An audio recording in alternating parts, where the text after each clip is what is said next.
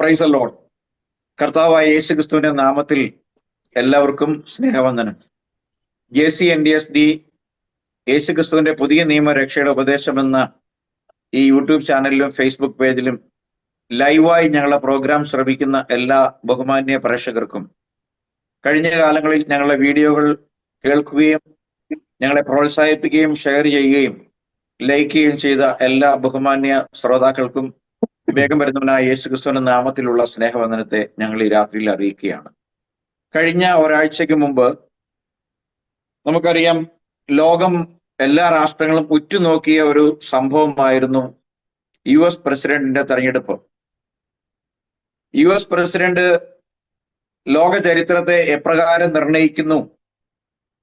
US president Donald Trump ആകുമ്പോൾ മറ്റ് പ്രസിഡന്റുമാരെക്കാൾ ഈ കാലഘട്ടത്തെ ചേർത്ത് വെച്ച് ബൈബിൾ പ്രവചനങ്ങളുടെ അടിസ്ഥാനത്തിൽ ചിന്തിക്കുമ്പോൾ അതിന്റെ പ്രസക്തി എന്ത് എന്നൊക്കെ ഒരുപക്ഷെ മനസ്സിലാക്കുന്ന ആളുകൾ ഇന്ന് ലോകത്തിൽ വിരളമായിരിക്കാം. ലോക പോലീസ് എന്നുള്ള നിലയിൽ ഇനി അടുത്ത 4 വർഷം അമേരിക്കയെ നിയന്ത്രിക്കുന്ന ആൾ എന്നുള്ള നിലയിൽ ട്രംപിന്റെ കാർക്കശ്യ സ്വഭാവവും മിഡിൽ ഈസ്റ്റിൽ അവരുടെ ഇൻവോൾവ്മെന്റും സംബന്ധിച്ച് ലോകഗതിയെ എപ്രകാരം ട്രംപ് നിയന്ത്രിക്കും എന്നുള്ള കാര്യത്തിൽ ആശങ്ക ഉള്ളത് കൊണ്ട് മാത്രം ട്രംപിന്റെ തെരഞ്ഞെടുപ്പിനെ ലോക ജനത, ഇന്നത്തെ ഇസ്ലാമിക രാഷ്ട്രങ്ങളും അവർ നേതൃത്വം കൊടുക്കുന്ന ഇസ്ലാമിക ഭീകരതയും ഇസ്രായേലുമായിട്ടുള്ള യുദ്ധവുമായി ബന്ധപ്പെടുത്തി അമേരിക്കൻ പ്രസിഡന്റിന്റെ തെരഞ്ഞെടുപ്പിനെ കൂട്ടി വായിക്കുന്ന ആളുകൾക്കും മനസ്സിലാകാത്ത, എന്നാൽ ഈ കാലഘട്ടത്തിന്റെ അനിവാര്യതയായി തിരുവെഴുത്തുകളിൽ ദൈവം രേഖപ്പെടുത്തി വച്ചിരിക്കുന്ന കാര്യങ്ങളുടെ ഒരു നിവൃത്തിയാണ് ഡൊണാൾഡ് ട്രംപിന്റെ ഈ കഴിഞ്ഞ ദിവസം നടന്ന റിസൾട്ട് വന്ന മാസങ്ങൾ നീണ്ടു നിന്ന ഒരു ഇലക്ടറൽ പ്രോസസ്സിന്റെ ഒടുവിൽ ഡൊണാൾഡ് ട്രംപ് ഈ കഴിഞ്ഞ 6-ാം തീയതി അമേരിക്കയുടെ 47ാമത് പ്രസിഡന്റായി തെരഞ്ഞെടുക്കപ്പെട്ടു. അദ്ദേഹം ചുമതല ഏൽക്കുന്നത് ജനുവരിയിലാണെന്ന് നമുക്കറിയാം.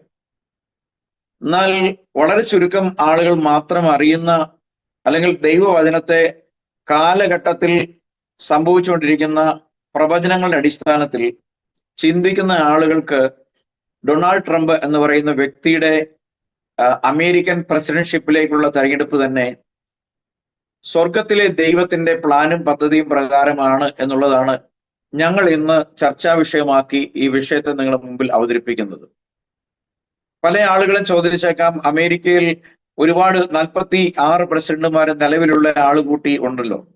എബ്രഹാം ലിങ്കൻ മുതൽ അമേരിക്കയിൽ ഇന്നോളമുള്ള പ്രസിഡന്റുമാർക്ക് ഇല്ലാത്ത എന്തു പ്രത്യേകതയാണ് ഉള്ളത്?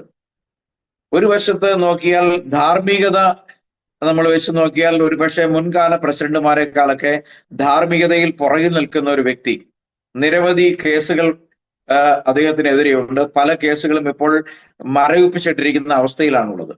ഇത്തരത്തിലുള്ള ഒരു വ്യക്തി എന്തുകൊണ്ട് ദൈവവചനവും ബൈബിൾ പ്രവചനവുമായിട്ട് ചേർന്ന് പോകുന്നു എന്നുള്ള കാര്യം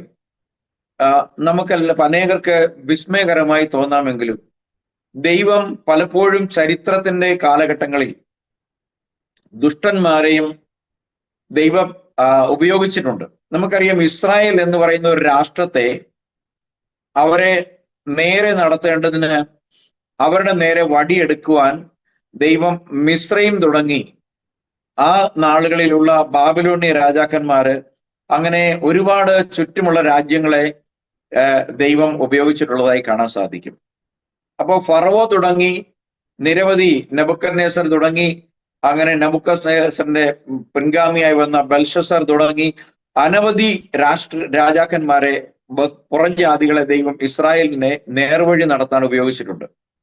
ഇസ്രായേലിന്റെ ചരിത്രഘട്ടത്തിൽ ഇസ്രായേൽ ബാബേൽ പ്രവാസത്തിലേക്ക് കടന്നു പോവുകയും യെരൂശലേം ദേവാലയത്തിലെ വിശിഷ്ട സ്വർണപാത്രങ്ങൾ അടക്കമുള്ള ശുശ്രൂഷാ പാത്രങ്ങൾ നെബൂഖദ്നേസർ രാജാവ് കവർന്നു കൊണ്ടുപോവുകയും ചെയ്ത് പിൽക്കാലത്ത് തന്റെ പുത്രന്റെ കാലഘട്ടത്തിൽ അവർ മദ്യപിച്ച് മതോന്മത്തനാകുന്ന ആവശ്യങ്ങൾക്ക് വേണ്ടി ഈ വിശുദ്ധ പാത്രങ്ങൾ ഉപയോഗിക്കുന്ന ഒരു രാത്രിയിൽ ഇന്നത്തെ ഇറാൻ പഴയ പേർഷ്യൻ രാജാവായ കോരസ് എന്ന് പറയുന്ന ഒരു പുറജാതി രാജാവിനെ ദൈവം ഉപയോഗിച്ചതായി ചരിത്രത്തിന്റെ താളുകളിൽ നമുക്ക് കാണാൻ സാധിക്കും.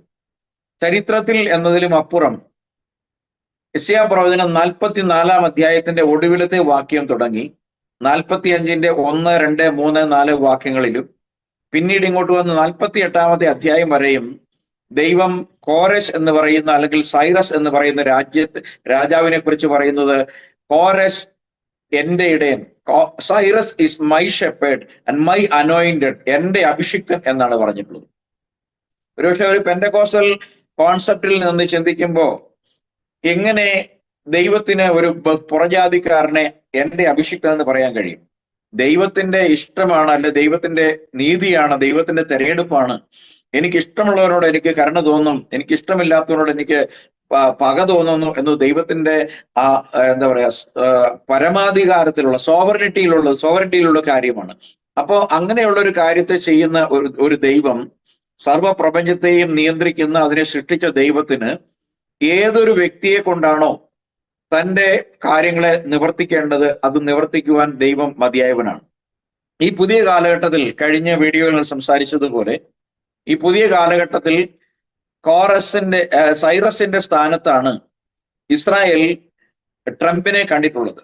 ട്രംപിന്റെ 1ാം പ്രസിഡൻഷ്യൽഷിപ്പിൽ 2016 മുതൽ 20 വരെയുള്ള കാലഘട്ടത്തിൽ ട്രംപ് ഇസ്രായേലിന്റെ കാര്യത്തിൽ വളരെ തൽപരനാവുകയും യെരുസലേമിനെ ഇസ്രായേലിന്റെ തലസ്ഥാനമായി ട്രംപ് പ്രഖ്യാപിക്കുകയും അമേരിക്കയുടെ എംബസി തുടങ്ങിയ നയതന്ത്ര കാര്യാലയങ്ങൾ അവിടേക്ക് മാറ്റിക്കൊണ്ട് ചരിത്രത്തിൽ മുമ്പൊരിക്കലും ഒരു അമേരിക്കൻ പ്രസിഡന്റും അല്ലെങ്കിൽ ഒരു രാഷ്ട്രവും കൈകടത്താൻ ഇഷ്ടപ്പെടാത്ത അന്താരാഷ്ട്ര തലത്തിൽ 3 മതങ്ങൾക്ക് വേണ്ടി UN ഒരു പ്രത്യേക റെസൊല്യൂഷൻ പ്രകാരം UN അധീനതയിൽ സ്ഥാപിതമാക്കപ്പെട്ടിരിക്കുന്ന യെരുസലേം ടൗൺഷിപ്പിനെ ഏകപക്ഷീയമായി പ്രസ്താവിക്കുക വഴി ട്രംപ് അന്ന് തന്നെ പ്രഖ്യാപിച്ചു കഴിഞ്ഞു, ഇത് ദൈവത്താൽ തനിക്ക് തന്ന ഒരു അവസരമാണ്.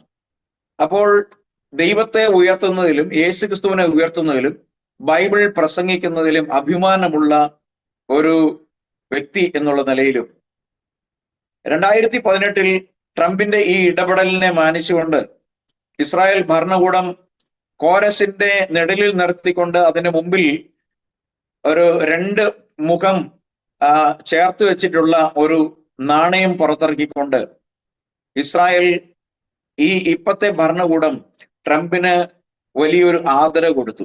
കഴിഞ്ഞ വീഡിയോയിൽ ഞങ്ങൾ പറയുമ്പോൾ ബ്രദർ വിൽസൺ സൂചിപ്പിച്ച ഒരു കാര്യം കൂടി ഞാൻ ഈ അവസരത്തിൽ ഓർത്തു പോകുകയാണ്. ട്രംപ് എന്ന വാക്കിൽ തന്നെ നമുക്കൊരു ദൈവത്തിന്റെ പദ്ധതി കാണാൻ സാധിക്കും. ട്രംപ് എന്ന് പറഞ്ഞാൽ കാഹളം എന്നാണ് ഇംഗ്ലീഷിൽ പറയുന്നത്. അപ്പൊ എന്തുകൊണ്ട് ട്രംപ് എന്ന് പറയുന്ന ഒരു പേര് നമുക്ക് വളരെ അസാധാരണമായി തോന്നാവുന്ന ഒരു പേരാണ്. ട്രംപ് എന്ന് പറഞ്ഞാൽ നമുക്ക് മലയാളത്തിലൊക്കെ നമ്മൾ പറയും തുറുപ്പ് എന്ന് പറയും. എന്ന് പറഞ്ഞാൽ ഒരു ചീട്ടുകളിക്കാരെയൊക്കെ സംബന്ധിച്ച് കാർഡ് പ്ലേ ചെയ്യുന്നതിൽ അതിനകത്തുള്ള ഏറ്റവും എന്താ പറയുക പവർഫുൾ ആയിട്ടുള്ള ഒരു കാർഡാണ് ആ ഗെയിമിലെ ട്രംപ് എന്ന് പറയുന്ന കാർഡ്. അതായത് അതെടുത്ത് വീശി അതുവരെയുള്ള എല്ലാ കാര്യങ്ങളെയും റദ്ദ് ചെയ്യാനുള്ള ഒരു കാര്യം ട്രംപ് കാർഡിനുണ്ട്. ഇന്ന് ലോക പോലീസിന്റെ സ്ഥാനത്തേക്ക് ട്രംപ് കടന്നു വരുമ്പോൾ ഇസ്രായേലിനോട് അനുബന്ധിച്ചുള്ള രാഷ്ട്രങ്ങളിൽ സംഭവിക്കുന്ന സംഭവവികാസങ്ങളും ദൈവസഭയുടെ എടുത്തുകൊള്ളപ്പെടലും തുടങ്ങിയുള്ള ധാരാളം വിഷയങ്ങളുമായി ബന്ധപ്പെട്ട് എല്ലാവരും ആദരിക്കുന്ന അംഗീകരിക്കുന്ന അവസാനത്തെ വാക്കായി കരുതപ്പെടുന്ന ഒരു വ്യക്തി എഴുന്നേറ്റ് വരേണ്ടത് ദൈവിക പദ്ധതികളുടെ നിവർത്തീകരണത്തിന് ഏറ്റവും അധികം ആവശ്യമായിട്ടുള്ളൊരു കാര്യം. ഇന്ന് മിഡിൽ ഈസ്റ്റിലുള്ള ഏതെങ്കിലും ഒരു അറേബ്യൻ രാജ്യത്തിന്റെ ഏറ്റവും ജനകീയനായ ഒരു മന്ത്രിയോ ഒരു രാജാവോ അല്ലെങ്കിൽ ജർമ്മനിയുടെ അല്ലെങ്കിൽ ചാൻസലറോ അല്ലെങ്കിൽ ഫ്രഞ്ച് പ്രസിഡന്റ് മക്രോണോ അല്ലെങ്കിൽ കാനഡ പ്രസിഡന്റ് ആയിരിക്കുന്ന ജസ്റ്റിൻ ട്രൂഡോയോ ഇങ്ങനെയുള്ള ആളുകൾക്ക് ആർക്കും ഇല്ല പറയാൻ കഴിയാത്ത ഒരു അപ്രമാദിത്വം എന്തുകൊണ്ട് അമേരിക്ക എന്ന് പറയുന്ന ഒരു രാഷ്ട്രത്തിന് ദൈവം കൊടുത്തു എന്ന് ചോദിച്ചാൽ, ലോകത്തിന്റെ ക്രമത്തിനും ദൈവജനത്തിന്റെ വീണ്ടെടുപ്പിനും രക്ഷയ്ക്കും അവരുടെ പുത്രത്വത്തിന്റെ അവകാശമായ ശരീരങ്ങളുടെ വീണ്ടെടുപ്പും ലോകത്തിന്റെ ക്രമങ്ങൾക്ക് ഒരു അറുതി വരുത്തുകയും ഒരു പുതിയ ലോകക്രമം, പുതിയൊരു ആകാശവും പുതിയ ഭൂമിയും ിലൂടെ ദൈവം സംസാരിച്ചിട്ടുള്ള കാര്യങ്ങളുടെ എല്ലാം നിവൃത്തീകരണത്തിന് അനിവാര്യമായ ഒരു സംഗതിയായിട്ടാണ് ട്രംപ് എന്ന് പറയുന്ന ഡൊണാൾഡ് ട്രംപിന്റെ ഈ ടേമിനെ നമുക്ക് കാണാൻ കഴിയും. നമുക്കറിയാം, ഇനി അദ്ദേഹം സാന്ദർഭികമായി മറ്റുള്ളവർ പറയുകയാണ് ഞാൻ വീണ്ടും മത്സരിക്കാമെന്ന് പറയുമ്പോൾ ഇനി ഒരു അവസരത്തിന്റെ ആവശ്യമില്ല. ദൈവം എപ്പോഴും ദൈവത്തിന്റെ കാര്യങ്ങൾ ഏറ്റവും സമയബന്ധിതമായി ചെയ്യുന്ന ഒരു കാര്യം. ഈ ഒരു സാഹചര്യത്തിൽ ഇന്ന് അദ്ദേഹത്തിന് കൈവന്നിരിക്കുന്ന ഈ ഭൂരിപക്ഷത്തോടുകൂടി സെനറ്റിലും ഒക്കെയും ജനപ്രാതിനിധ്യ സഭയിലും സെനറ്റിലും ഇലക്ട്രൽ വോട്ടിലും എല്ലാം ചോദ്യം ചെയ്യപ്പെടാൻ കഴിയാത്ത ഒരു അതീശത്വത്തോടുകൂടി ട്രംപിനെ ദൈവം ഉയർത്തിയിട്ടുണ്ടെങ്കിൽ ഇസ്രായേൽ ചുറ്റുമുള്ള രാഷ്ട്രങ്ങൾ അവർക്കെതിരെ ഉണ്ടാക്കുന്ന ഭീഷണിയും ലോകത്തിൽ ഇന്ന് നടമാടിക്കൊണ്ടിരിക്കുന്ന അധാർമികതയും അശുദ്ധിയും പാപവും ദൈവ നിഷേധവും അങ്ങനെയുള്ള കാര്യങ്ങളെല്ലാം വെച്ച് നോക്കുമ്പോൾ മത്തായി 24 യേശുക്രിസ്തു പറയുന്നതും തുടർന്ന് പഴയ നിയമ പ്രവചനങ്ങളിലെ യേശുക്രിസ്തു ഉദ്ധരിച്ചിട്ടുള്ള യിരെമ്യാ 37 തുടങ്ങിയുള്ള പ്രവചനങ്ങളിൽ സംസാരിക്കപ്പെട്ടിരിക്കുന്ന കാര്യങ്ങളും എല്ലാം നമ്മൾ ചേർത്ത് വായിക്കുമ്പോൾ അമേരിക്കൻ പ്രസിഡന്റിന്റെ തെരഞ്ഞെടുപ്പ് കേവലം ഇന്ത്യക്ക് ഒരു പ്രധാനമന്ത്രിയെ കണ്ടെത്തുന്നത് പോലെയോ ലോകത്തിൽ ഏതെങ്കിലും ഒരു രാഷ്ട്രത്തിന് ഒരു പ്രധാനമന്ത്രിയോ പ്രസിഡന്റിനെ തിരഞ്ഞെടുക്കുന്ന പോലെ അല്ല എന്നുള്ള കാര്യം നമ്മൾ മറന്നു പോകരുത്. അപ്പോൾ ഒരു കാഹള ശബ്ദം, ഒരു യുദ്ധത്തിന് പുറപ്പെടുവിക്കുന്ന ഒരു കാഹള ശബ്ദത്തിന്റെ കാഹളനാദമുള്ള അധികാരമുള്ള ശബ്ദത്തോടുകൂടി ട്രംപ് ഇന്ന് അമേരിക്കയിൽ 47ാമത്തെ പ്രസിഡന്റായി സ്ഥാനാരോഹണം ചെയ്യുമ്പോൾ എന്തൊക്കെയാണ് അദ്ദേഹത്തിന്റെ ഭരണകാലത്ത് സംഭവിക്കാൻ പോകുന്നത് എന്നുള്ളത് നമുക്കറിയാൻ കഴിയില്ല. കാരണം ഡൊണാൾഡ് ട്രംപിന്റെ ശൈലി വെച്ച് പരിശോധിച്ചാൽ ഒരു ചരട് പൊട്ടിയ പട്ടം പോലെ പ്രവർത്തിക്കുന്ന ഒരാളാണ്. ദൈവത്തിന് ചിലപ്പോൾ അങ്ങനെയുള്ള ചില ആളുകളെ ആവശ്യമായിട്ട് വരും. ഏറ്റവും മാന്യമായിട്ട് മാത്രം, ഏറ്റവും ലീഗലിസ്റ്റിക് ആയിട്ട് മാത്രം കാര്യങ്ങളെ കൈകാര്യം ചെയ്യുന്നവരെ അല്ല പലപ്പോഴും ദൈവത്തിന് ആവശ്യമായിട്ടുള്ളത്. കഠിന ഹൃദയരെ ദൈവം പലപ്പോഴും ദൈവത്തിന്റെ വേലയ്ക്ക് വേണ്ടി ഉപയോഗിച്ചിട്ടുണ്ട്. അപ്പോ ഇത്തരത്തിൽ ഒരു നിയന്ത്രണവുമില്ലാതെ ദൈവം ആഗ്രഹിക്കുന്ന കാര്യത്തെ ചെയ്ത് ചരിത്രത്തിൽ മറഞ്ഞു പോകാനുള്ള ഒരു സാഹചര്യമാണ് ഞാൻ ട്രംപിന്റെ ഈ രണ്ടാമത്തെ ഓഫീസിലേക്കുള്ള രണ്ടാമത്തെ അദ്ദേഹത്തിന്റെ വരവിനെ ഞാൻ കാണുന്നത്. ഇതുമായി ബന്ധപ്പെട്ട് ആനുകാലിക സംഭവങ്ങളും അതുപോലെ അമേരിക്കൻ പ്രസിഡന്റ്ഷിപ്പിന്റെ ഏറ്റവും ഒടുവിലത്തെ സ്റ്റേജിൽ ലോകത്തിലെ ഏറ്റവും വലിയ ടെക്നോക്രാറ്റുകളിൽ ഒരാളായ എലോൺ മസ്ക്, അദ്ദേഹം വലിയൊരു സംഭാവന അദ്ദേഹത്തിന്റെ ഇലക്ട്രൽ പ്രോസസ്സിൽ നിർവഹിക്കുകയുണ്ടായി. ട്രംപ് അദ്ദേഹത്തിന്റെ ഭരണകൂടത്തിൽ ഏറ്റവും ഉന്നതമായ ഒരു സ്ഥാനം എലോൺ മസ്കിന് വാഗ്ദാനം ചെയ്തിട്ടുണ്ട്. എലോൺ മസ്കും അന്ത്യകാല സംഭവങ്ങളും അദ്ദേഹത്തിന്റെ ടെക്നോളജിയും സംബന്ധിച്ചും നമുക്ക് തിരുവഴുത്തിൽ വെളിപ്പാട് പുസ്തകത്തിൽ കാണാൻ കഴിയുന്ന കാര്യങ്ങളും ഒക്കെയുമായിട്ടുള്ള കാര്യങ്ങൾ നമുക്ക് ധാരാളമായി ചർച്ചയ്ക്ക് വിഷയമാക്കേണ്ട കാര്യങ്ങളാണ്. അതുമായി ബന്ധപ്പെട്ട വിശദമായ കാര്യങ്ങളിലേക്ക് സംസാരിക്കുവാൻ എന്നോടൊപ്പം പാനലിസ്റ്റുകളായി ബ്രദർ വിൽസൺ ബെഞ്ചമിൻ ദുബായിൽ നിന്നും, ഷാർജയിൽ നിന്നും ബ്രദർ സൈമണും, കൊച്ചിയിൽ നിന്നും പാസ്റ്റർ ജോയ് കെ ജോസഫും ഉണ്ട്. എല്ലാവരെയും ഈ JC&DSDയുടെ ഇന്നത്തെ ചർച്ചയിലേക്ക് ഞാൻ സ്വാഗതം ചെയ്യുന്നു. ഒപ്പം കേൾവിക്കാരായ എല്ലാവർക്കും യേശുക്രിസ്തുവിന്റെ നാമത്തിലുള്ള സ്നേഹവന്ദനത്തെ അറിയിച്ചുകൊണ്ട് ചില കാര്യങ്ങൾ സംസാരിക്കേണ്ടതിന് വേണ്ടി പാസ്റ്റർ ജോയ് കെ ജോസഫിന് അല്പസമയം വേർതിരിക്കുകയാണ്. Price the lord. കർത്താവിന്റെ പരിശുദ്ധ നാമം വാഴ്ത്തപ്പെടുമാറാകട്ടെ. പ്രത്യേകിച്ച് നമ്മൾ എത്തിയിരിക്കുന്ന കാലത്തിന്റെ നീക്കങ്ങൾ, ചലനങ്ങൾ നമ്മൾ വീക്ഷിച്ചുകൊണ്ട് നമ്മുടെ വിശ്വാസ ജീവിതം വളരെ ശ്രദ്ധയോടെ മുൻപോട്ട് പോകേണ്ട ഒരു നാളുകളിലേക്ക് വന്നെത്തിയിരിക്കുന്നു, കഴിഞ്ഞ നാളുകളെക്കാൾ ഉപരിയായി. അതാണ് ഞങ്ങളുടെ കേൾവിക്കാരോട് ഞങ്ങൾക്ക് എപ്പോഴും പറയാനുള്ളത്. ഞങ്ങളുടെ ലക്ഷ്യം പ്രത്യേകിച്ച് ദൈവവചനത്തിലുള്ള സത്യം എല്ലാവരെയും അറിയിക്കുക, ജനത്തെ സത്യത്തിനു വേണ്ടി നിലനിർത്തുവാനായിട്ട് ശ്രമിക്കുക. ഈ ലോകത്തിലെ താൽക്കാലിക സുഖങ്ങളാകുന്ന, താൽക്കാലിക നന്മയാകുന്ന സൗഖ്യം അതൊന്നും ഇല്ലെന്നല്ല, അതുപോലെ തന്നെ നന്മ, സാമ്പത്തിക ഉയർച്ച, ഇതിന് വലിയ വില കൊടുക്കാതെ അതിനേക്കാൾ ഉപരിയായിട്ട് ആത്മാവിന് വില കൊടുത്തുകൊണ്ട് അവരുടെ ആത്മാവ് നഷ്ടമാകാതിരിക്കുവാൻ വേണ്ട ഉത്തേജനം ദൈവവചനത്തിലൂടെ പറഞ്ഞു കൊടുക്കുക, പഠിപ്പിക്കുക എന്നുള്ളതാണ് ഞങ്ങളുടെ ലക്ഷ്യം. അതിന്റെ വെളിച്ചത്തിലാണ് ട്രംപിന്റെ അധികാരം. കഴിഞ്ഞ ദിവസം ഞങ്ങൾ പറഞ്ഞതിൽ കുറെ ഭാഗം സൂചിപ്പിച്ചിരുന്നു. ട്രംപ് അധികാരത്തിൽ വന്നത് വളരെ ശ്രദ്ധയോടെ നമ്മൾ വീക്ഷിക്കേണ്ടിയിരിക്കുന്നു. കഴിഞ്ഞ പ്രാവശ്യം ഞങ്ങൾ സൂചിപ്പിച്ചുവല്ലോ.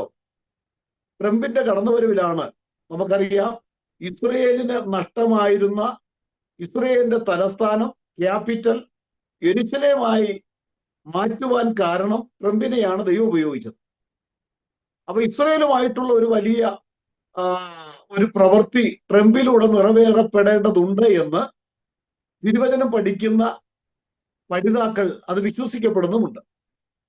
അതുകൊണ്ടാണ് നമുക്കറിയാം ഇസ്രയേലിനോട് ഉള്ള ബന്ധത്തിൽ കോരശ് എന്ന് പറയുന്ന സൈറസ് എന്ന് പറയുന്ന രാജാവിനെ, ജാതിയായിരുന്ന രാജാവിനെ ദൈവം ഉപയോഗിച്ചതായിട്ടും അവൻ എൻ്റെ ദാസനാണ്, എൻ്റെ അഭിഷക്തനാണ്, എൻ്റെ ഇടയനാണെന്ന് ഒരിക്കലും യഹോവയെ ആരാധിക്കാത്ത ഒരു ജാതീയ രാജാവിനെ കുറിച്ച് കർത്താവ് പറയുന്നു.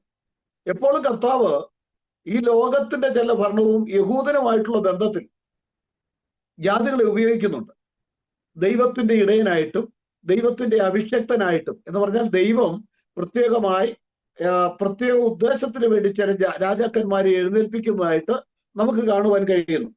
അതുകൊണ്ട് ട്രംപ് അങ്ങനെ ഒരു വ്യക്തിയായിട്ട് നമുക്ക് ചിന്തിക്കാൻ കഴിയുന്നു. കാരണം താന് ആദ്യം അധികാരത്തിൽ വന്നപ്പോൾ യഹൂദനുമായിട്ടുള്ള ബന്ധത്തിൽ അവൻ അനേക നാളുകൾ കൊതിച്ചുകൊണ്ടിരുന്ന, അവൻ ആഗ്രഹിച്ചിട്ടും നടക്കാതിരുന്ന ഈ യെരുശലേം അവർക്ക് അവരുടെ യെരുശലേമിനെ കുറിച്ച് അവർ മറക്കുകയില്ല, ആ യെരുശലേമിനെ അവർ ഒരിക്കലും മറന്നു പോകുകയില്ല എന്ന് ആവർത്തിച്ച് പറയുന്ന ഇസ്രായേൽ ജനങ്ങൾക്ക് വേണ്ടി ട്രംപിനെ ഉപയോഗിച്ചതായിട്ട് കാണുവാൻ കഴിയുന്നു.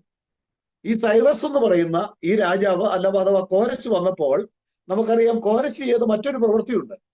ബാബിലോൺ എന്ന് പറയുന്ന ജാതീയ രാജ്യം തകർത്തതിന് ശേഷം അന്ന് അവിടെ ഭരിച്ചിരുന്ന കൽദയ രാജാവായ ബെൽസസർ കൊല്ലപ്പെട്ടു. നമുക്കറിയാം ദാനിയേൽ പ്രവചനത്തിൽ അന്നു രാത്രി കൽദയ രാജാവായ ബെൽസസർ കൊല്ലപ്പെട്ടു എന്നാണ്.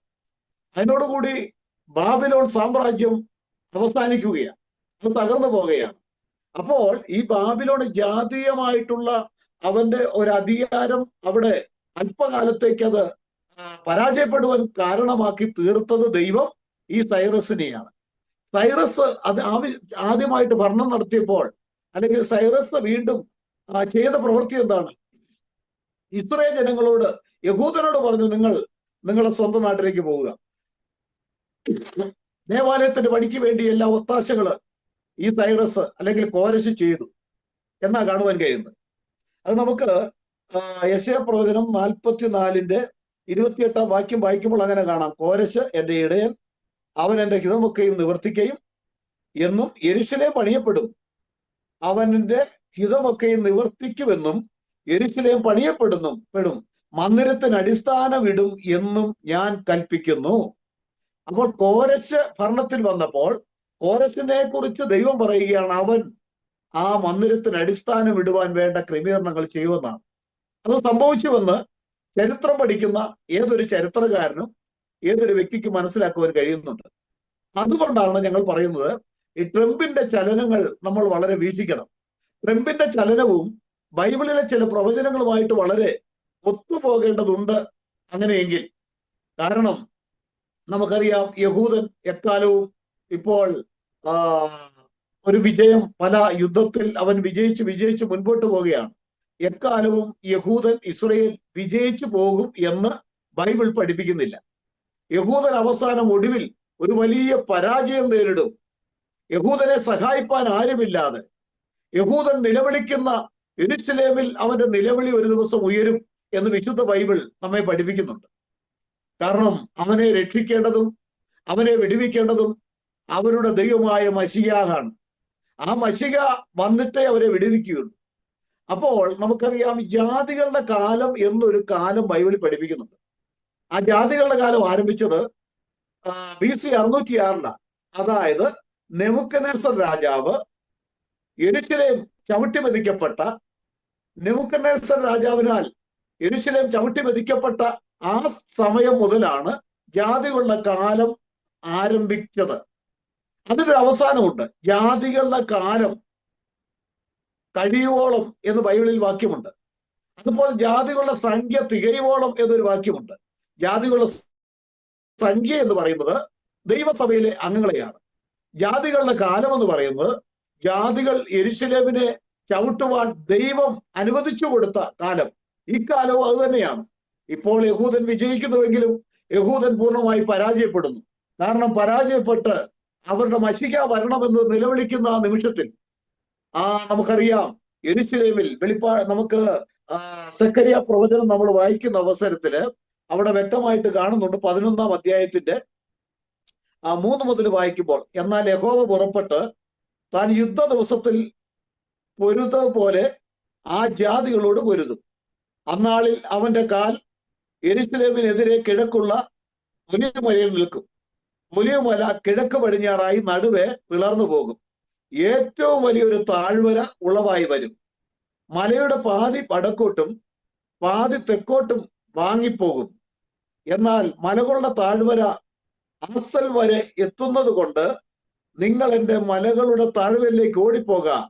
യഹൂദ രാജാവായ ഉസിയാവിന്റെ കാലത്ത് നിങ്ങൾ ഭൂകമ്പം ഹേതുവായി ഓടിപ്പോയതുപോലെ നിങ്ങൾ ഓടിപ്പോകും. എന്റെ ദൈവമായ യഹോവയും തന്നോടുകൂടെ സകല വിശുദ്ധന്മാരും വരും. അപ്പോൾ ഇസ്രയേലിനെ ആരും രക്ഷിക്കാനില്ലാത്ത ഒരു സ്റ്റേജ് ഉണ്ടാകുന്നു. ഇസ്രയേൽ ഗോത്രം ഗോത്രമായി, സ്ത്രീകൾ വെവ്വേറെയും നിലവിളിക്കുന്ന നിലവിളി സെക്കറിയ പ്രവചനം വ്യക്തമാക്കി എടുത്തു തരുന്നുണ്ട്. ഇതെല്ലാം നടക്കുവാനുള്ള സംഭവമാണ്. ഈ സന്ദർഭത്തിലാണ് യഹോവ എന്ന് യെരൂശലേമിൽ ഒലിവുമലയിൽ വരും എന്ന് പറയുമ്പോൾ കർത്താവായ യേശു ക്രിസ്തു യെരൂശലേമിൽ വന്ന് കാലുകുത്തുകയും അവിടെ ഒരു താഴ്വര ഉളവാകും. ജാതികളായിരിക്കുന്നവരെ ആ താഴ്വരയിൽ കൂട്ടുന്നു. അവസാനം ജാതികളുടെ കാലം അവിടെ തീരുകയാണ്. കർത്താവ് തന്റെ ശക്തിയാൽ സകല ജാതീയ പട്ടാളത്തെയും പടകളെയും ജാതീയമായിട്ടുള്ള യുദ്ധക്കോപ്പുകളെയും തകർത്തു കളയുന്ന രംഗം വിശുദ്ധ ബൈബിൾ പ്രവചനത്തിന്റെ ആത്മാവിൽ പ്രവാചകന്മാർ പ്രവചിച്ചിട്ടുണ്ട്. അതുകൊണ്ട് ഞങ്ങൾ ഈ ട്രംപിന്റെ കടന്നുവരവ് വളരെ വീക്ഷിക്കണം. ദൈവത്തെ വിശ്വസിക്കുകയും വിശ്വാസികൾ എന്ന് പറയുകയും മുൻപോട്ട് പോവുകയും ചെയ്യുന്നവര് വളരെ വളരെ ഗൗരവത്തിൽ നിങ്ങളുടെ ജീവിത വിശുദ്ധിയെ നിങ്ങൾ സൂക്ഷിക്കണം. ഈ ലോകത്തിന്റെ ആഡംബരങ്ങളും ലോകത്തിന്റെ സുഖലോലുപതയിലും മയങ്ങി നിങ്ങൾ വീഴരുത്, നിങ്ങൾ താണുപോകരുത്, നിങ്ങൾ തകർന്നു പോകരുത്. കാലം അതിന്റെ അന്ത്യത്തിലേക്ക് എത്തിയിരിക്കുന്നു. കാരണം ഇതൊക്കെ സംഭവിക്കുന്നതിന് മുൻപേ ദൈവസഭ ഇവിടുന്ന് മാറ്റപ്പെടും. കർത്താവ് താൻ ഗംഭീരനാദത്തോടും പ്രധാന ദൂതന്റെ ശബ്ദത്തോടും ദൈവത്തിന്റെ കാഹളത്തോടും കൂടെ സ്വർഗത്തിൽ നിറഞ്ഞു വരുവാൻ സമയമായിരിക്കുന്നു. ഈ യുദ്ധങ്ങളുടെ അവസാന സമയത്ത് ദൈവസഭ ഇവിടെ കാണുകയില്ല. ഇവിടെ യെരൂശലേം ദേവാലയം പണിയപ്പെടും. യെരൂശലേം ദേവാലയം പണിയുന്നതിന് മുൻപേ ദൈവത്തിന്റെ ഈ പുതിയ നിയമ ദേവാലയമായിരിക്കുന്ന ദൈവത്തിന്റെ സഭ ഇവിടുന്ന് മാറ്റപ്പെടും. അതുകൊണ്ട് ട്രംപിന്റെ കടന്നുവരവ് നമ്മൾ നിസ്സാരമായി തള്ളിക്കളയരുത്. മറ്റുള്ള രാജാക്കന്മാര് അല്ലെങ്കിൽ മറ്റുള്ള നേതാക്കന്മാര് കടന്നു വന്ന് ഭരണം നടത്തുന്ന പോലെ അല്ല. ഇദ്ദേഹത്തെ കഴിഞ്ഞ നാളുകളിലുള്ള അദ്ദേഹത്തിന്റെ ചലനങ്ങളും അദ്ദേഹം ലോകജാതികളിലുള്ള ഭരണകർത്താക്കന്മാരിൽ ആർക്കും അധികം താല്പര്യമില്ലാത്ത വലിയ ക്രൂരൻ എന്ന് തോന്നുന്ന ഒരു വ്യക്തിയാണെങ്കിലും അതിന്റെ പിൻപിൽ ദൈവത്തിന്റെ കരമുണ്ട്. ദൈവത്തിന്റെ സഭ മാറ്റപ്പെടാൻ സമയമായി. ദൈവസഭ ഇതൊക്കെ കണ്ട് ഉണർന്ന് ഭക്തിയോടെ സേവ ചെയ്യുവാൻ ഞങ്ങൾ ഈ ചാനലിലൂടെ നിങ്ങളോട് ആഹ്വാനം ചെയ്യുന്നു. ദൈവം എല്ലാവരെയും അനുഗ്രഹിക്കുമാറാകട്ടെ.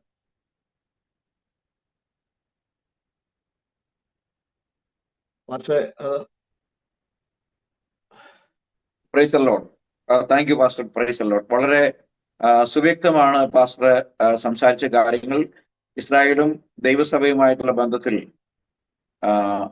ലോകക്രമത്തിന്റെ താളം സഭയുടെ എടുത്തുകൊള്ളപ്പെടലും തുടർന്ന് വരുന്ന ഇസ്രായേലിനോട് അനുബന്ധിച്ചുള്ള യുദ്ധങ്ങളുമായി ബന്ധപ്പെട്ട് കിടക്കുന്നുവെന്ന് ബൈബിളിനെ ചരിത്രപരമായ രീതിയിലും പ്രവചനത്തിന്റെ അടിസ്ഥാനത്തിലും പഠിക്കുന്ന ഏതൊരു ആൾക്കും വ്യക്തമായി മനസ്സിലാക്കാൻ കഴിയും. എന്നാലും നമുക്ക് നിർഭാഗ്യവശാൽ പല സഭകളിലും അനുഗ്രഹം മാത്രം നന്മ കിട്ടും, അല്ലെങ്കിൽ അവരുടെ ഭാഗ്യദേശം അല്ലെങ്കിൽ എൻ്റെ ദേശം ഇവിടെയല്ല എന്ന് പാടുന്ന അവരുടെ ദേശം എന്ന് പറയുന്നത് ഗൾഫും അമേരിക്കയും ഒക്കെയാണ് അവരുടെ ദേശം. അവരുടെ ഈ ഭൂമിയിൽ അവർക്ക് ചെന്ന് ചേരാൻ ഇഷ്ടപ്പെടുന്ന സ്ഥലം അമേരിക്കയാണ്. അപ്പോൾ സ്വർഗത്തിൽ പോകണോ അമേരിക്കയ്ക്ക് പോകണോ എന്നൊരു ചോദ്യം മുന്നോട്ട് വെച്ച് കഴിഞ്ഞാൽ സ്വർഗത്തിൽ പോകുന്ന കാര്യത്തിൽ ഉറപ്പില്ല. അതുകൊണ്ട് അമേരിക്കയ്ക്ക് പോയേക്കാം എന്ന് അറിയുന്നവരാണുള്ളത്. അപ്പം അതുകൊണ്ട് എന്താണ് തങ്ങൾ ഈ സഭയിൽ പോയി ഇത്രയും കാലം കേട്ടത് എന്ന് പഠിപ്പിച്ച ആളുകൾക്കും അറിയത്തില്ല, പഠിക്കുന്ന ആളുകൾക്കും അറിയത്തില്ലാത്ത ഇരുട്ടിൽ നടക്കുന്ന ഒരു സമയത്ത് നമ്മുടെ കൈവശം വായിക്കാൻ തന്നിരിക്കുന്ന ഈ തിരുവെഴുത്തുകൾ, കർത്താവ് വചനത്തിൽ പറയുന്നത്, ആ തിരുവെഴുത്തുകളെ നിങ്ങൾ എന്ത് ചെയ്യണം? കർത്താവ് യോഹന്നാൻ 5:38 പറയുന്നു, നിങ്ങൾ തിരുവെഴുത്തുകളെ ശോധന ചെയ്യുന്നു, അവയിൽ നിത്യജീവൻ ഉണ്ടെന്ന് നിങ്ങൾ നിരൂപിക്കുന്നുവല്ലോ, എങ്കിലും ജീവൻ പ്രാപിക്കാൻ നിങ്ങൾ എൻ്റെ അടുക്കൽ വരുവാൻ മടിക്കുന്നു, അല്ല വിസമ്മതിക്കുന്നു. അപ്പോ ഈ യഹോവയുടെ പുസ്തകത്തിൽ അന്വേഷിച്ച് വായിപ്പിൻ, അതിലൊന്നും കാണാതിരിക്കത്തില്ല, അതിലൊന്നിനും ഇണയില്ലാതിരിക്കുകയില്ല. യഹോവയുടെ വായല്ലോ അത് സംസാരിച്ചത്, അവന്റെ ആത്മാവ് അത്ര അതിനെ കൂട്ടിവരുത്തിയത്. അപ്പോ ഇത് പൊതിക്കാത്ത തേങ്ങ പട്ടിയുടെ മുമ്പിൽ കിട്ടിയതുപോലെയാണ് ബൈബിൾ പലരുടെയും കൈവശം ഇരിക്കുന്നത്. ഉപദേഷ്ടാക്കന്മാരുടെ കൈവശവും അവരെ സംബന്ധിച്ചും അങ്ങനെ തന്നെയാണ്. പക്ഷെ ദൈവം നമുക്ക് വിവേകം നൽകിയിരിക്കുന്നത് കാലത്തിന്റെ അടയാളങ്ങളെ തിരിച്ചറിയുവാനും അതിനുപരിയായി ദൈവം ആരെന്നറിയാനും ഉള്ളതാണ്. ദൈവം ആരെന്നറിയാതെ നമുക്ക് ഈ വിഷയങ്ങളൊന്നും മനസ്സിലാക്കാൻ കഴിയത്തില്ല. അപ്പോ ഇത്തരം വിഷയങ്ങളെ സമീപിക്കുന്നവർക്ക് അന്ത്യകാല സംഭവങ്ങളുമായിട്ട് ബന്ധപ്പെട്ട് അവർക്ക് ഈ ട്രിനിറ്റി തന്നെ വെച്ച് പുലർത്തി കഴിയുകയാണെങ്കിൽ, പുത്രന് പുള്ളിയുടെ ജോലിയൊക്കെ കഴിഞ്ഞ് ഇവിടുന്ന് തിരിച്ചുപോയി, ഇനി വന്ന് ആ പഴയത് ചെയ്തതും ഇനി വന്ന് ചെയ്യാനുള്ളത് യഹോവയാണെന്നാണ് ബൈബിൾ എഴുതിയിരിക്കുന്നത്. അന്ന് യഹോവയും പുത്രനും ഒന്നാണെന്ന് അറിയുന്നവർക്ക് മാത്രമാണ് ഇതിനെ വ്യക്തമായിട്ട് അതിനെ ഇന്റർപ്രറ്റ് ചെയ്യാൻ അല്ലെങ്കിൽ മനസ്സിലാക്കാൻ കഴിയുള്ളൂ. അപ്പം ഇത്തരത്തിൽ ഇരുട്ടിൽ തപ്പി നടക്കുന്ന അനവധി ആളുകളുടെ നടുവിലാണ് ദൈവം നമുക്ക് ഈ JCNDSD പ്രവർത്തിക്കുന്ന നമുക്ക് ഈ ഉൾക്കാഴ്ച ദൈവം നമുക്ക് നൽകിയിരിക്കുന്നത്. അതുകൊണ്ട് വളരെ പ്രസക്തമാണ് പാസ്റ്റർ ഉത്തരം. ഞാൻ എന്റെ ചോദ്യം ഞാൻ ചോദിക്കാൻ പോകുന്നത്, നമ്മൾ ബൈബിളിന്റെ അടിസ്ഥാനത്തിൽ കുറെ കാര്യങ്ങൾ സംസാരിച്ചു. എന്നാൽ ചരിത്രപരമായി നമ്മൾ ഇന്ന് സംഭവിച്ചുകൊണ്ടിരിക്കുന്ന കാര്യങ്ങളും ബൈബിളിൽ പറയപ്പെട്ടിരിക്കുന്ന അന്ത്യകാല സംഭവങ്ങളിൽ പറയപ്പെട്ടിരിക്കുന്ന ചില മുദ്രകളെ കുറിച്ച് പറയുന്നുണ്ട്. കൊടുക്കൽ വാങ്ങലുകൾക്ക് അന്നാളിൽ കഴിയണമെങ്കിൽ ഒരു മുദ്ര ധരിക്കുന്നതിനെ കുറിച്ച് പറഞ്ഞിട്ടുണ്ട്. ഈ മുദ്ര നമ്മള് ഒരു 1-2 വർഷങ്ങൾക്ക് അപ്പുറം ഈ മുദ്രയെക്കുറിച്ച് പറഞ്ഞു കഴിഞ്ഞാൽ ഒരു മുദ്ര വരും, അത് വലത്തെ കൈയിലോ നെറ്റിമേലോ എന്ന് പറഞ്ഞിട്ടുണ്ട്. അത് എങ്ങനെയാണ് വരിക, എന്തായിരിക്കും എന്നൊന്നും ഒരു ഐഡിയ ഇല്ലാതിരുന്നുവെങ്കിൽ ഇന്ന് അതിന് ഒരു നിയതമായ വ്യക്തമായ ഒരു രൂപം കൈവന്നിട്ടുണ്ട്. ലോകത്തിലെ ഏറ്റവും വലിയ ടെക്നോക്രാറ്റിൽ അല്ലെങ്കിൽ ടെക്നോളജി കമ്പനിയുടെ അധിപനായ എലോൺ മസ്ക് തന്റെ തലയിൽ തന്നെ ഈ ചിപ്പ് വെച്ചിട്ടുള്ളത് നമുക്കറിയാം. അദ്ദേഹം അതിനുവേണ്ടി പറയുന്ന ഒരു കാര്യം, നമ്മളെവിടെയെങ്കിലും വീക്കായി പോവുകയോ രോഗിയായി കിടക്കുകയൊക്കെ ചെയ്യുകയാണെങ്കിൽ നമ്മളെ ലൊക്കേറ്റ് ചെയ്യാനും നമ്മളെ കൊണ്ടുപോയി ട്രീറ്റ് ചെയ്യാനും ഒക്കെ പറ്റുമെന്നാണ് പറയുന്നത്. നമുക്കറിയാം, ഏതൊരു കാര്യവും വരുമ്പം ആദ്യം അതിന്റെ നല്ല വശം മാത്രമേ നമ്മളോട് പറയുള്ളൂ. അവസാനം ഇത് നമ്മുടെ ഐഡന്റിറ്റി ആണെന്നും ഇതാണ് നമ്മൾ ട്രാൻസാക്ട് ചെയ്യാൻ ഉപയോഗിക്കുന്ന കാര്യമെന്നും, നമ്മുടെ തലയാണല്ലേ നമ്മുടെ കൈയാണ് നമ്മളെ ട്രാൻസാക്ട് ചെയ്യാനുള്ള ഉപയോഗിക്കുന്ന ഇൻസ്ട്രുമെന്റ് ആയിട്ട് വരാൻ പോകുന്നതൊന്നും ഇപ്പോൾ നമുക്ക് തിരുവെഴുത്തുകൾ അറിയാത്ത ആളുകൾക്ക് മനസ്സിലാക്കാൻ കഴിയില്ല. അവര് സാങ്കേതിക മികവിനെ വാഴ്ത്തുകയും പുകഴ്ത്തുകയും ഒക്കെ ചെയ്യും.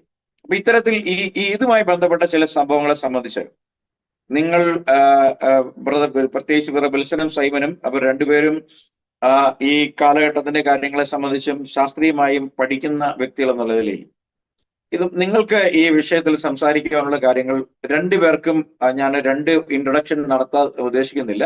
നിങ്ങൾക്കത് എക്സ്ചേഞ്ച് ചെയ്ത് സംസാരിക്കുകയോ അല്ലെങ്കിൽ നിങ്ങൾക്ക് അതിനുള്ള സമയങ്ങൾ ഞാൻ പൂർണ്ണമായിട്ടും നിങ്ങൾക്കായിട്ട് വേർതിരിക്കുകയാണ്.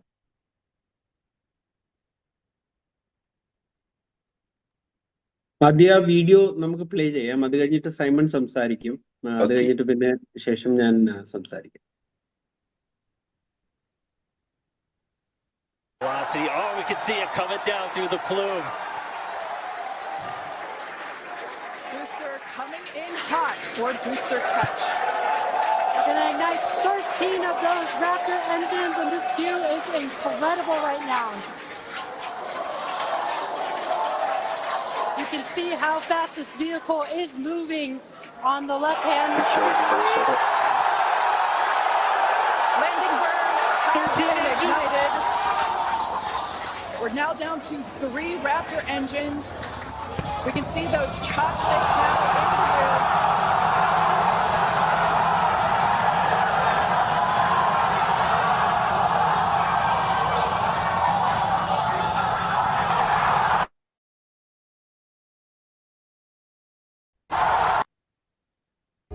Starlink uses satellite internet service technology that has been around for decades. Instead of employing cable technologies like fiber optics to deliver internet data, a satellite system sends radio signals across space. Ground stations provide signals to satellites in space, which then transfer the information to Starlink users on Earth. The goal of Starlink is to create low-latency internet all across the world. However, Starlink isn't the only company today in the competition of providing internet via satellites. OneWeb, Amazon Kuiper, Viasat, etc. are all targeting this new thriving market. But SpaceX edges past everyone because of the following reasons. Starlink employs thousands of tiny satellites rather than a few huge ones. Starlink employs LEO satellites that orbit the Earth at only 300 miles above sea level. This reduced geostationary orbit increases internet speeds and decreases latency. The most recent Starlink satellites contain laser communication parts that allow signals to be sent between satellites, minimizing reliance on several ground stations. For the uninitiated, here's what it means. Elon Musk has just put a computer chip in a human brain. His startup called Neuralink has started human trials. Musk co-founded Neuralink in 2016. 8 years later, they have their first human test subject. This is a big milestone. It will allow us to see proof of concept. And what is the concept? A brain-computer interface, or BCI, brain-computer interface. The technology will allow people to control machines with their thoughts. Musk had a follow-up post. He says the first product is called telepathy. It will allow you to control your phone or computer just by thinking. And through them, you can control other devices. If it works, it could be a game changer, especially for people with some form of paralysis. They could benefit immensely from a technology like this. Musk says they will be the first recipients. Here's what he wrote, and I'm quoting.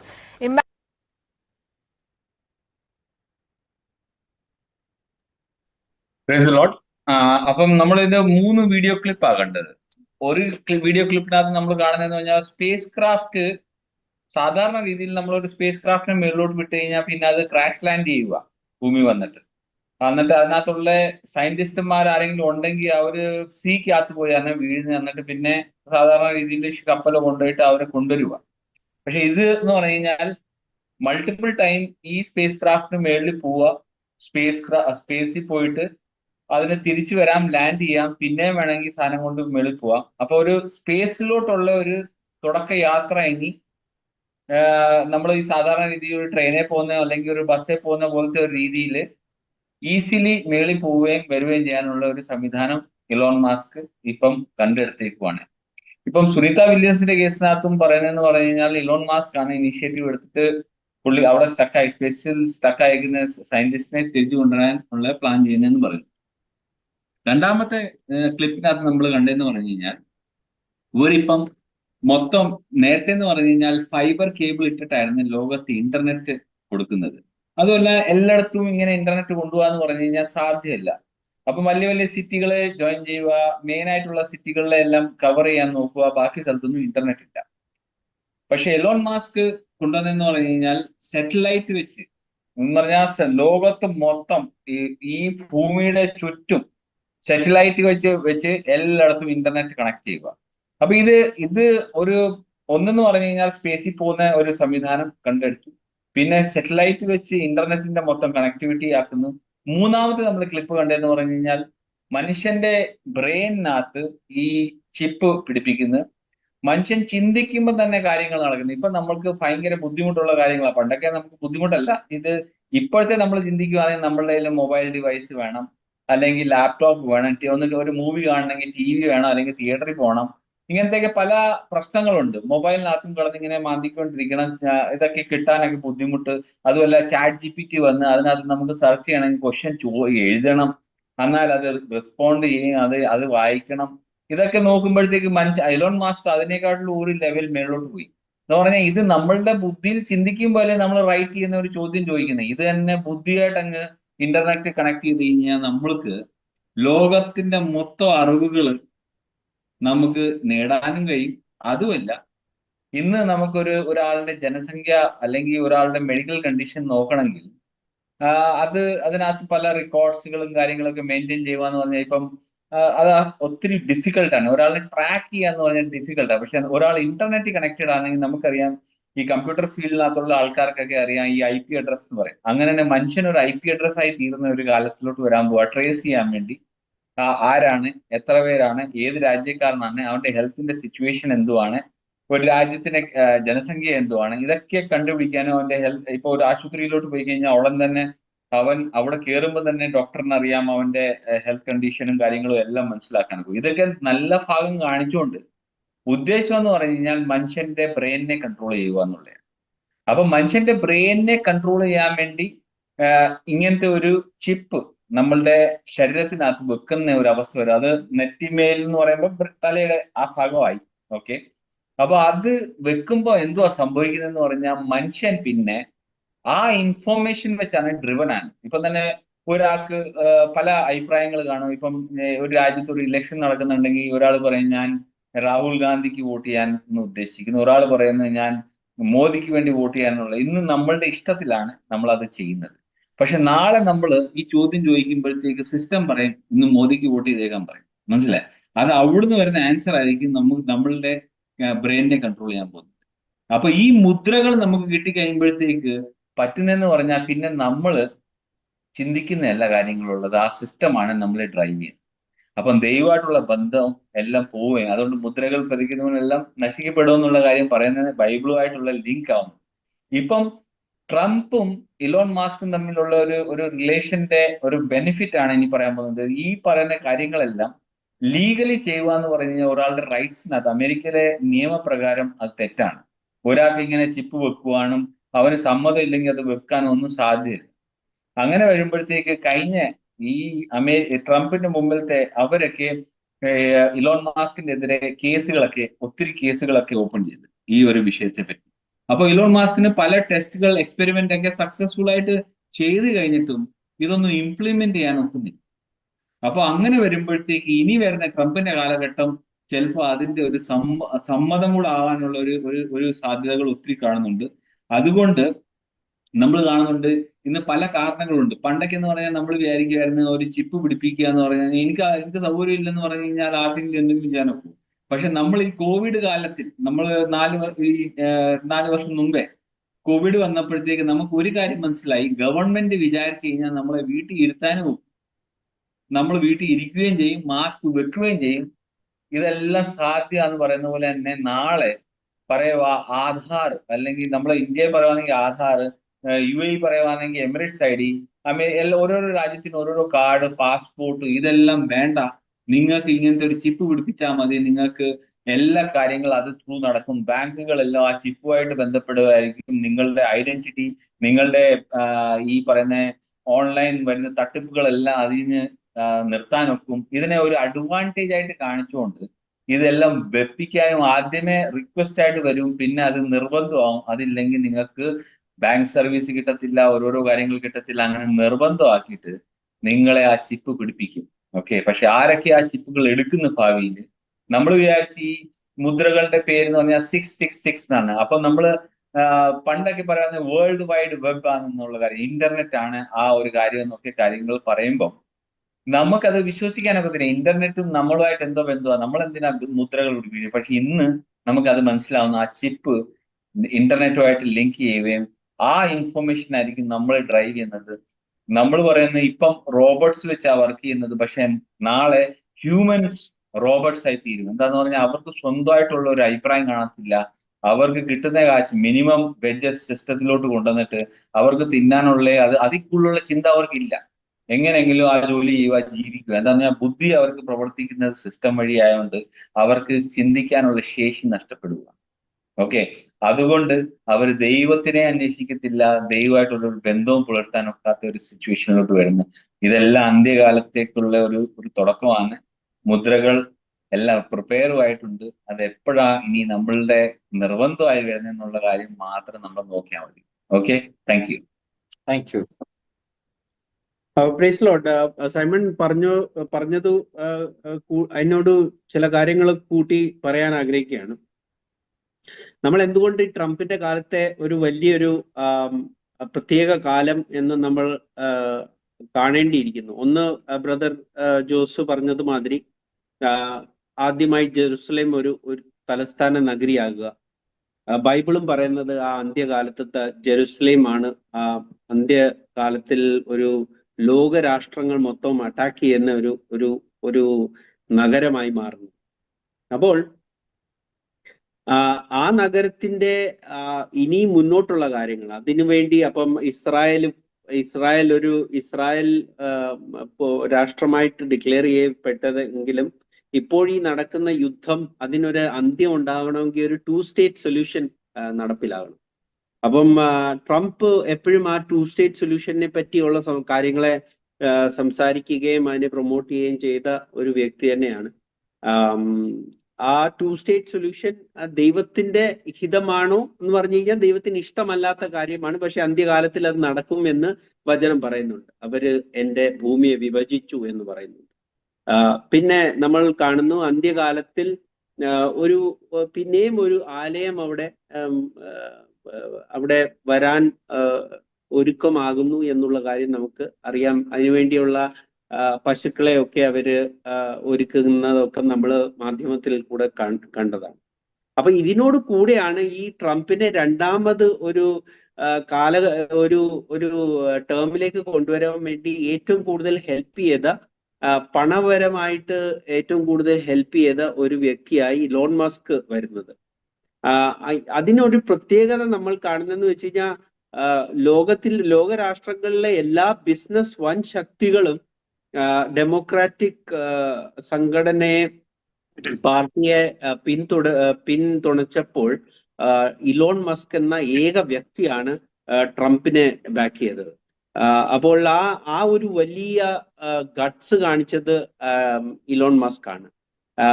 Elon Musk എന്ന ക്യാരക്ടറിനെ പറ്റി നമ്മൾ പഠിക്കുമ്പോൾ നമ്മൾ കാണുന്നത് south ആഫ്രിക്കയിൽ ജനിക്കുകയും പിന്നീട് കാനഡയിലേക്ക് മൈഗ്രേറ്റ് ചെയ്യുകയും വെറും 12ാമത്തെ വയസ്സിൽ ആദ്യത്തെ കമ്പ്യൂട്ടർ സോഫ്റ്റ്വെയർ ഗെയിമിംഗ് സോഫ്റ്റ്വെയർ ഉണ്ടാക്കുകയും അത് ഒരു കമ്പനിക്ക് ഒരു മാഗസീനിന് വിൽക്കുകയും ആദ്യത്തെ ഒരു വലിയ പേയ്മെന്റ് ഗേറ്റ്വേ സിസ്റ്റം, അതായത് ഇലക്ട്രോണിക് പേയ്മെന്റ് ഗേറ്റ്വേ ആയ പേപാൽ എന്ന കമ്പനി ഇദ്ദേഹമാണ് ആദ്യം ഇൻവെന്റ് ചെയ്തത്. അപ്പൊ ആ ഒരു രീതിയിലും പേയ്മെന്റ് ട്രാൻസ്ഫർ സിസ്റ്റം ഇലക്ട്രോണിക് ആയിട്ട് ചെയ്യുന്ന ആ ഒരു ടെക്നോളജിയും അദ്ദേഹമാണ് കണ്ടുപിടിച്ചത്. അതല്ലാതെ ഈ റോക്കറ്റിന്റെ കാര്യം ഞാൻ കാണുമ്പോൾ ഇതെല്ലാം ഞാൻ കാണുമ്പോൾ ഇദ്ദേഹം ഒരു ആന്റിക്രൈസ്റ്റ് ആണെന്ന് ഞാൻ ഒരിക്കലും ഇപ്പോൾ കൺഫേം ചെയ്യുന്നില്ല.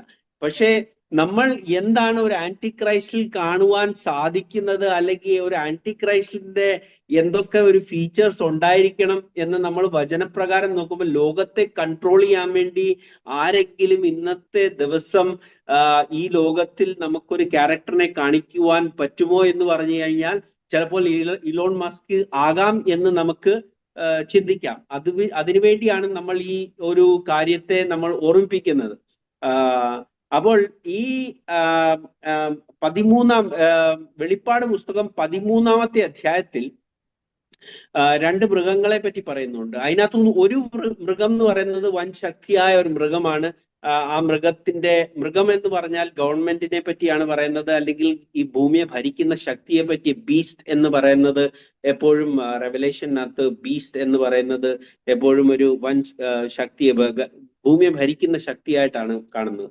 അപ്പോൾ അതിനകത്ത് ഒരു മൃഗത്തിന്റെ ഒരു പ്രത്യേകത സ്വർഗത്തിൽ നിന്നും തീ കൊണ്ടുവരും എന്നുള്ള ആ ഒരു പ്രത്യേകതയാണ്. അപ്പം ഈ ട്രംപിന്റെ പ്രസിഡൻഷ്യൽ അഡ്രസ്, ആദ്യത്തെ ഒരു പോസ്റ്റ് പ്രസിഡൻഷ്യൽ വിന്നിന്റെ ആ അഡ്രസ്സിനകത്ത് പറഞ്ഞത് നാസയ്ക്ക് ചെയ്യുവാൻ കഴിയാത്തത് ആർക്ക് ചെയ്യാൻ കഴിഞ്ഞു?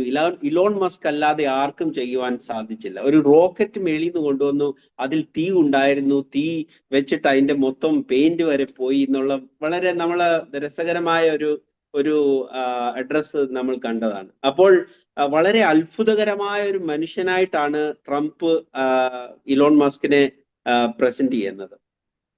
പിന്നെ ഈ നമ്മൾ പിന്നെ കണ്ട സ്റ്റാർലിങ്ക് എന്നുള്ള ഒരു സംവിധാനം ഒരു ഈ ലോകരാഷ്ട്രത്തിൽ നമ്മൾ എവിടെ പോയാലും നമ്മളെ ട്രാക്ക് ചെയ്യണമെങ്കിൽ ഒരു കമ്പനിക്ക് പറ്റണമെങ്കിൽ ആ കമ്പനിക്ക് ഈ ലോകം മൊത്തം ഇന്റർനെറ്റ് ഉണ്ടായിരിക്കണം. അതല്ലാതെ ഒരിക്കലും നമ്മളെ ട്രാക്ക് ചെയ്യാൻ പറ്റത്തില്ല. അപ്പൊ ആ ഒരു രീതിയിൽ നമ്മൾ കാണുമ്പോൾ നമ്മൾ ഭൂമിയുടെ ഏത് കോണിൽ പോയി പാത്തിരുന്നാലും നമ്മളെ കണ്ടുപിടിക്കണമെങ്കിൽ രണ്ട് കാര്യങ്ങൾ വേണം. ഒന്ന്, നമ്മുടെ ബോഡിക്കകത്ത് എന്തെങ്കിലും ഒരു സിഗ്നൽ എമിറ്റ് ചെയ്യുന്ന ഒരു കാര്യം ഉണ്ടായിരിക്കണം. രണ്ടാമത്, അതിനെ ക്യാച്ച് ചെയ്യാൻ വേണ്ടി ഒരു ഗ്ലോബൽ ഒരു ഇന്റർനെറ്റ് സിസ്റ്റം ഉണ്ടായിരിക്കണം. അപ്പൊ ഈ രണ്ട് വെച്ച്, സ്റ്റാർലിങ്ക് വെച്ചിട്ട് ന്യൂറാലിങ്ക് വെച്ചിട്ടും ഒരു മനുഷ്യനെ ഫുള്ളി കൺട്രോൾ ചെയ്യാൻ പറ്റും എന്നുള്ള കാര്യമാണ് നമ്മൾ അവിടെ ബേസിക്കലി കണ്ടത്. ആ ചിപ്പ് വെച്ചിട്ട് ഫുൾ ഒരു കമ്മ്യൂണിക്കേഷൻ നടക്കുന്നു. ആ കമ്മ്യൂണിക്കേഷന് വേണ്ടി ഒരു ടവറുകളും ആവശ്യമില്ല. അത് ഫ്രീലി ഇന്റർനെറ്റ് നമുക്ക് ഓപ്പൺ എയറിൽ കൂടെ തന്നെ നൽകുന്നു, ലോ ലാറ്റൻസി ഇന്റർനെറ്റ്. അപ്പോൾ ഈ പല കാര്യങ്ങളും ടെക്നോളജി പരമായ കാര്യങ്ങൾ നമ്മൾ കാണുമ്പോൾ ഒരു ക്യാരക്ടർ റെഡി ആകുന്നു.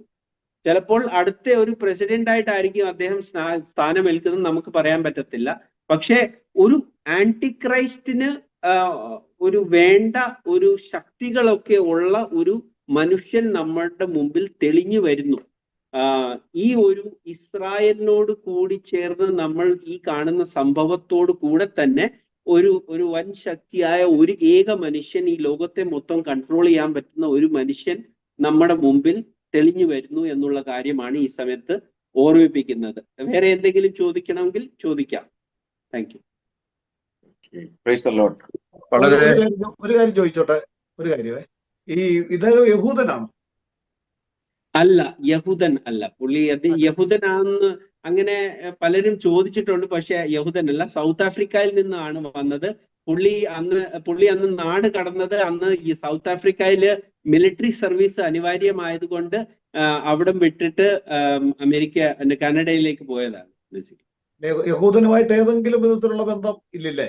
ചിലപ്പം പേരൻസ് ആയിട്ട് ഒത്തിരി ദൂരത്തെ കാണാം, പക്ഷെ അങ്ങനെ പ്രത്യക്ഷമായിട്ടില്ല. ഫാദർ സൗത്ത് ആഫ്രിക്കനും മദർ വേറെ ഏതോ രാഷ്ട്രക്കാരിയാണ്.